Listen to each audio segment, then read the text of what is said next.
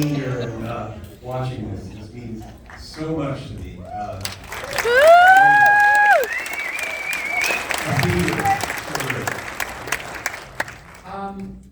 I guess we should start with the baseline. You have been Bruce Springsteen's collaborator, documentator of choice for a long time, and we can start there. How did that relationship first form, and how closely do you work together? Because this one, I think, is the first one you've done that has a written by Bruce Springsteen credit, right? I think the other film, Western Stars, we had that credit, yeah. Okay. But I started on a concert film called Live in New York with Bruce, and it was a concert at Madison Square Garden. And I was an editor, and I was at that concert, and I remember watching it and thinking, God, it's so great. And they're filming it, and I was going to film jealously. I was thinking, whoever's going to work on that, it's going to be great. And 3 days later, I got a call, and that was the start of working with Bruce. I was hired to go through the footage for 1 week, and that 1 week went into 6 months. Here I am today. But you know, Bruce has been, and John Lennon have been really great and generous with their time in giving me a lot of opportunities to develop, from being an editor to now being a director. We collaborated on this one every day. It's the way we started. Yeah, well, I teed it up. The only thing I really said at the beginning was that I don't think any other filmmaker could have gotten the intimacy, not the access. That's, anyone can get access if they try hard enough and they have the right connections. But you, that last 10 minutes is not coming from anybody else. He gave you the voiceover. He gave you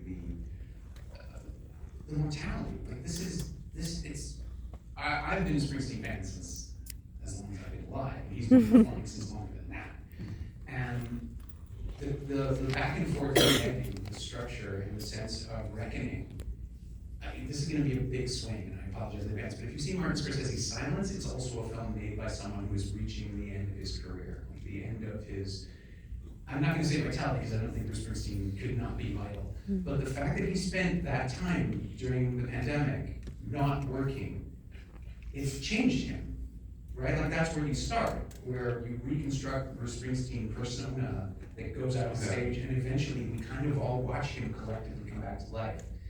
And again, you caught that. I don't know that anybody else, he wouldn't have done that for someone he doesn't know intimately. That relationship. Thank you first for saying that, because it's when you go into a film, you can't have a set POV. I feel like that you should stumble into the space and look around and watch small details, watch the band come into the room, watch them hug, watch Bruce smile as he's putting on the guitar. Because you have to think about. I take all the cues from Bruce and his music. He when he writes about a character or a person, he steps into the shoes. So I try to film it that way. But I don't intrude. The blessing of the 24 years is that people don't really notice me. I'm not trying to set up a shot and be seen. I'm not trying to reenact anything. I'm a guest. And I have to go back in the edit room and look at it very close to what you're describing, and wow, this is a sleepy town. The film starts in the sleepy town of Red Bank.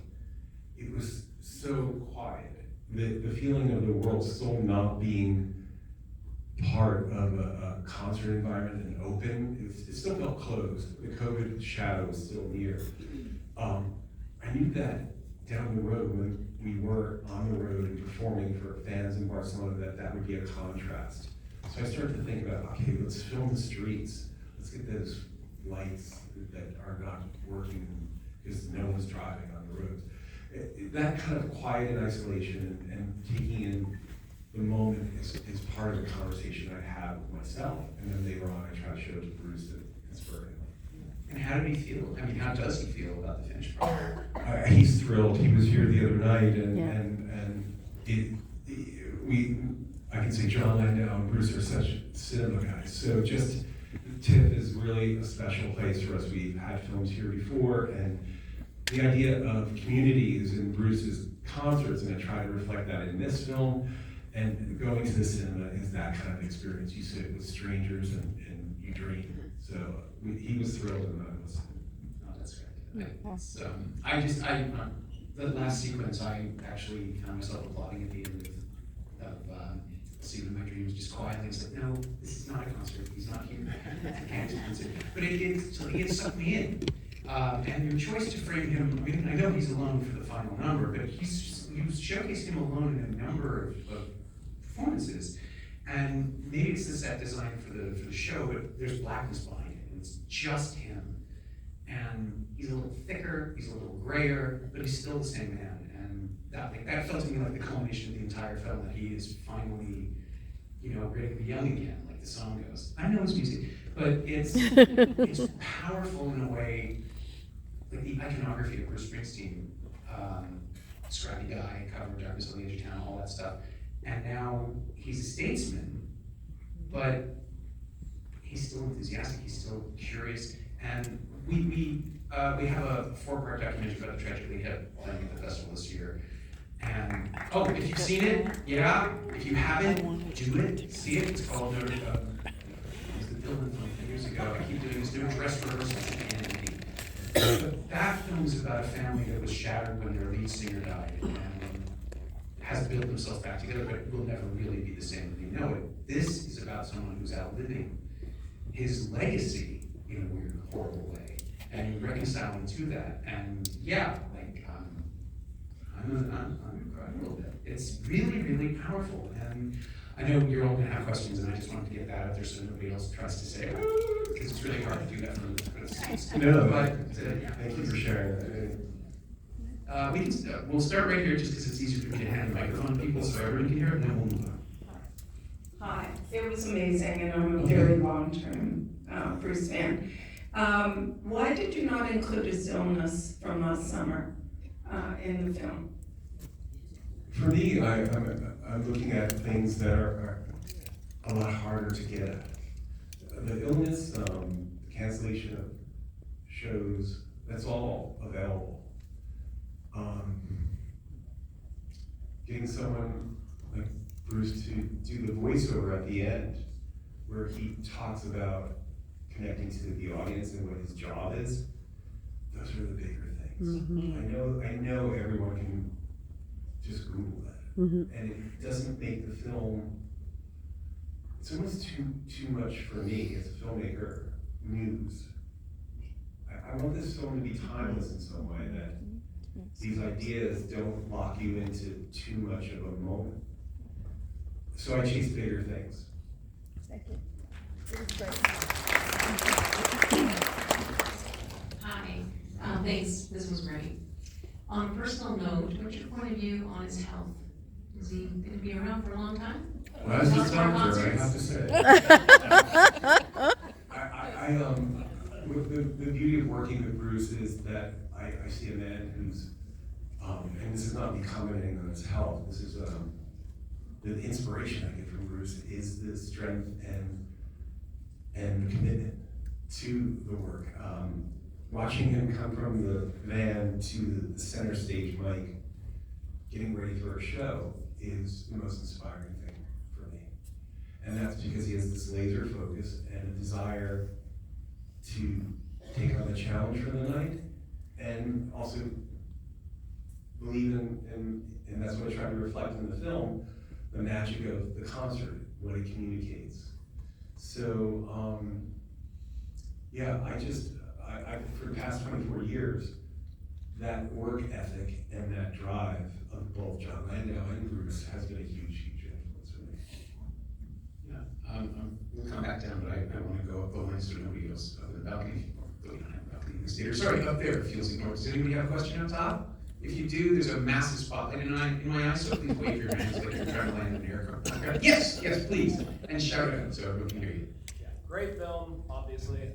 Thank you. Did you try to, I got a sense that the sort of flow of the film was kind of, it ebbed and flowed in the same way that the set list on this last tour did. Was that kind of a conscious decision? I know obviously that's sort of part and parcel with covering the set list, but. Great question. Looking at it now, I can be more conscious of it. But I do think that there's tonal qualities of Bruce's show that I was mirroring within the film. there's a quietness, there's this reflection. There's moments of pure Bruce humor and Stevie, glory days. There's the explosive rock moment of all those songs that are in our blood, in our DNA. Did I think about it? No. Did I go to many shows? Yeah. Does it turn up in the edit?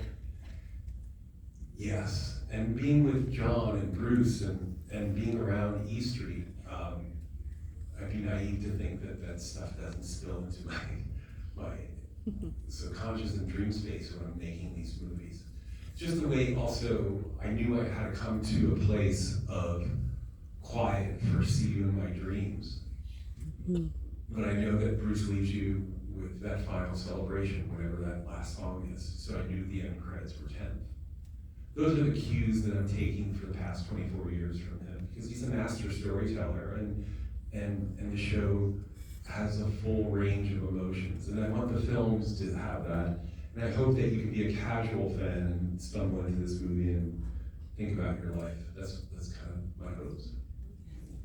We got one question right here. Hi, thank you. Like many here, I've seen him many times, and you really captured the emotion that I feel when I see these concerts. You know, everything from high to like crying and everything else. So I really felt that. But what I really was excited about seeing was the behind the scenes, the preparation, because I have my own picture of how he prepares and from all the concerts I've seen, and what I was able to see was actually him preparing, so I want to thank you for that. It was a great question. Well, when I hear that, thank you for sharing that.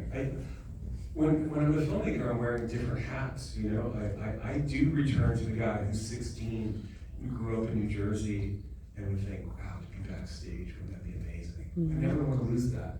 This film reflects that sense of youth, full imagination of what's it like, Bruce and the Circle especially.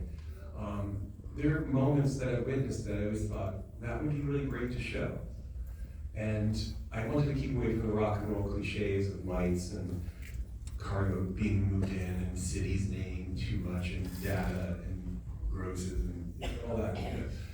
The realities of touring are one thing, but there's a spiritual quality that I see in those images, and I try to capture that.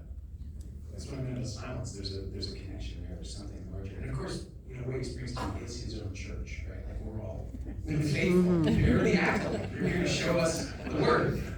What a weird metaphor. And thank you for that. I think we have to wrap it up. But before you applaud, send our love to Patty. Yes. Sure. Is that all right? Yeah. Thom Zimny, everyone. Thank you.